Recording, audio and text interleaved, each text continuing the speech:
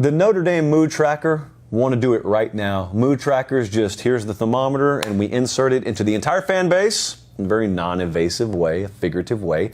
And I want to know what the fan base feels. This time of year, we have found it's really productive and get you really ahead of the curve if you start feeling out the fan base. Because yes, there will be some eternal pessimists and eternal optimists, but the fan base knows the program well ahead of the preview magazine culture. And at Notre Dame, I think the overall mood is just one more rung. One more rung. It is really hard to climb in this sport. Most coaches fail. Most coaching staffs fail. Most players ultimately end up failing because it's really hard to succeed when you're competing at this high a level. But even if you do start to climb, it's one thing to climb those first few rungs. But any of us who have ever watched a ladder match, Triple H Rock 1998 SummerSlam being one of my personal favorites, you know that the last rung is the hardest rung. It used to aggravate me to no end, actually, how The Rock would climb a ladder.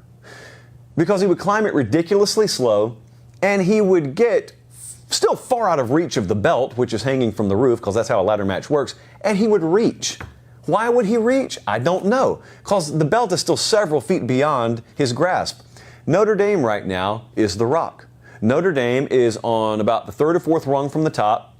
Keep reaching for the belt. They're really good. They look great. They're playing great.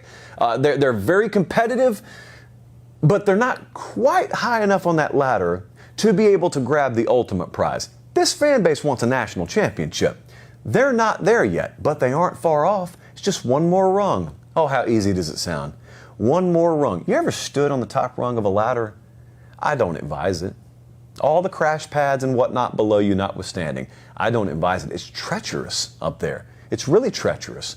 Meemaw wouldn't even let me climb to the top rung of the step ladder, and no one gets hurt on that thing.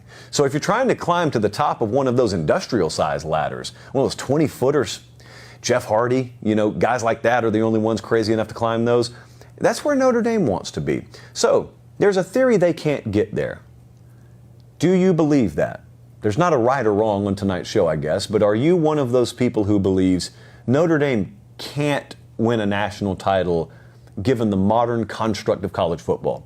Just a side question between me and you, and I'm going to give you my thoughts in a second, but I'll be interested. We probably should have put a poll out. I'll be interested to see what you think about that.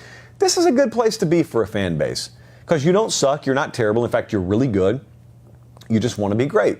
There's no threat of collapse. Short of crippling scandal, nothing's probably going to derail Notre Dame football. You got the right coach. You checked that box. You got that out of the way. He's got a really good staff, got a really good plan, really good culture.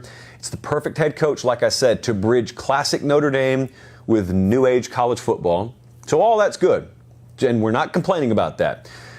But there's the ceiling theory that we have to deal with. And if I'm a Notre Dame fan, the ceiling theory is very obvious. It's you can be really good at Notre Dame, but you can't be elite at Notre Dame anymore. You can't win a national championship there anymore. This is not the late 80s. The sport's changed, and certain parts of it have left you by, and they've self-imposed a ceiling that is below championship altitude. I just asked you guys, do you believe that? You cannot afford to believe that if you're at Notre Dame. You can't afford to believe it if you're a fan either. I don't believe it.